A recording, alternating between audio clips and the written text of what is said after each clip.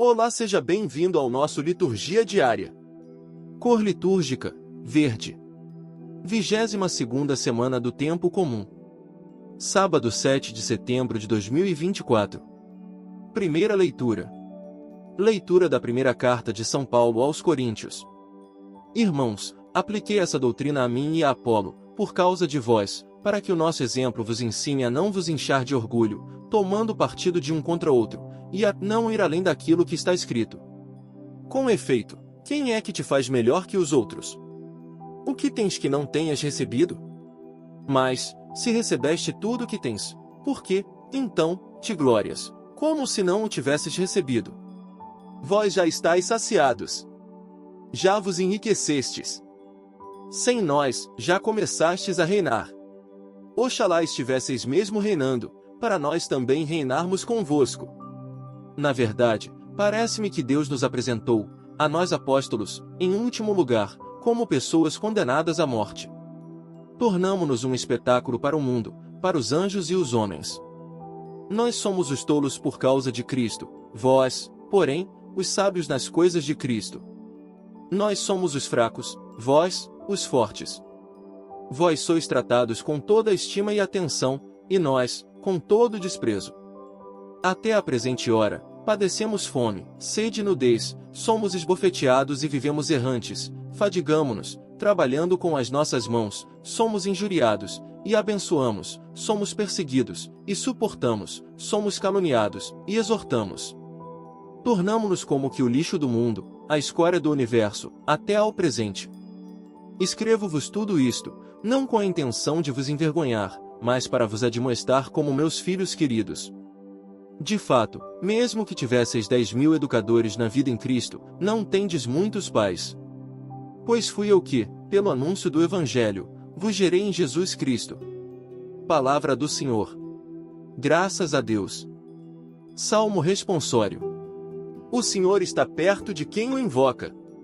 O Senhor está perto de quem o invoca.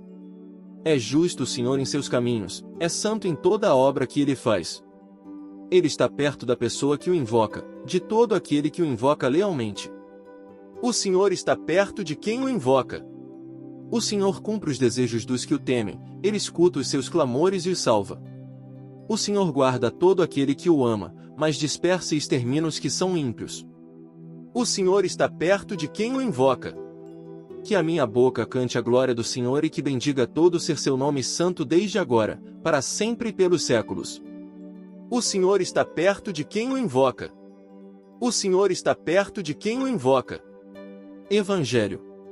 Aleluia, aleluia, aleluia. Sou o caminho, a verdade e a vida, ninguém vem ao Pai, senão por mim. Proclamação do Evangelho de Jesus Cristo mais segundo Lucas. Glória a vós, Senhor. Num sábado, Jesus estava passando através de plantações de trigo. Seus discípulos arrancavam e comiam as espigas, debulhando-as com as mãos.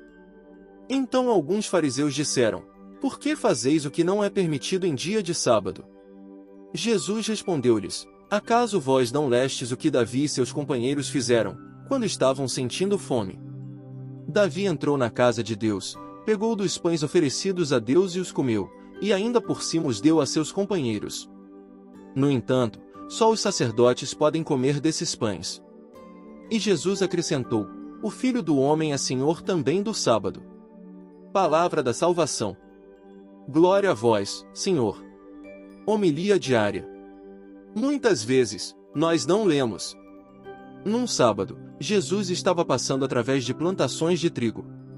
Seus discípulos arrancavam e comiam as espigas, debulhando-as com as mãos. Então alguns fariseus disseram: Por que fazeis o que não é permitido em dia de sábado? Jesus respondeu-lhes: Acaso vós não lestes o que Davi e seus companheiros fizeram, quando estavam sentindo fome? Davi entrou na casa de Deus, pegou dos pães oferecidos a Deus e os comeu, e ainda por cima os deu a seus companheiros. No entanto, só os sacerdotes podem comer desses pães. E Jesus acrescentou: O Filho do Homem é Senhor também do sábado. O texto diz: Acaso não lestes o que Davi e seus companheiros fizeram? Muitas vezes, nós não lemos as coisas que são importantes. Os fariseus do tempo de Jesus faziam uma leitura bem seletiva do passado, da Torá, do Antigo Testamento, mas não sabiam ver o cumprimento do Antigo Testamento em Jesus Cristo. Muitas vezes, nós não lemos. Nós podemos fazer a mesma coisa com a palavra de Deus, interpretá-la fora do magistério ordinário da igreja, e eu lhe digo que isso é muito perigoso. Por isso, de forma providencial, neste mês de setembro, aqui na Igreja do Brasil, nós meditamos sobre a importância e o lugar da palavra de Deus em nossa vida. Por isso é importante estudar a palavra de Deus apoiados no magistério da igreja. O Catecismo da Igreja Católica, aproveito para abrir essa catequese sobre a interpretação da palavra de Deus, diz que a Bíblia precisa ser interpretada, mas de uma forma abrangente. Tem, por exemplo, o sentido literal da palavra de Deus, que é tomar, literalmente, aquilo que o texto diz, expresso pelas palavras, e que é descoberto por uma ciência chamada exegese bíblica, segundo determinadas regras de interpretação. Esse é o sentido literal, o que está ali escrito.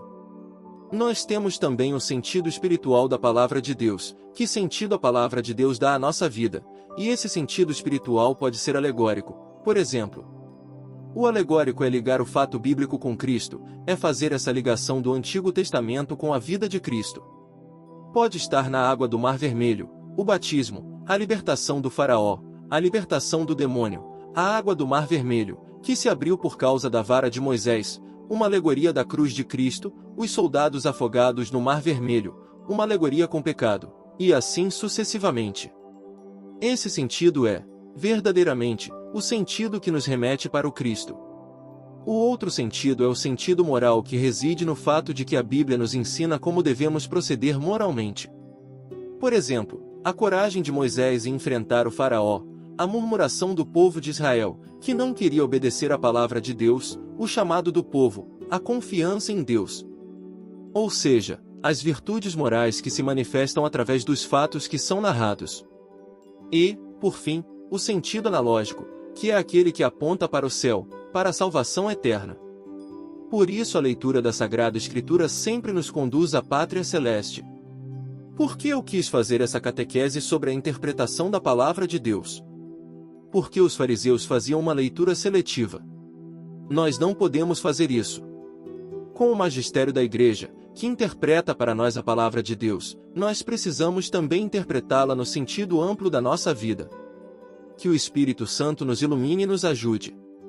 Sobre todos os vos, deis a bênção do Deus Todo-Poderoso, Pai e Filho e Espírito Santo. Amém.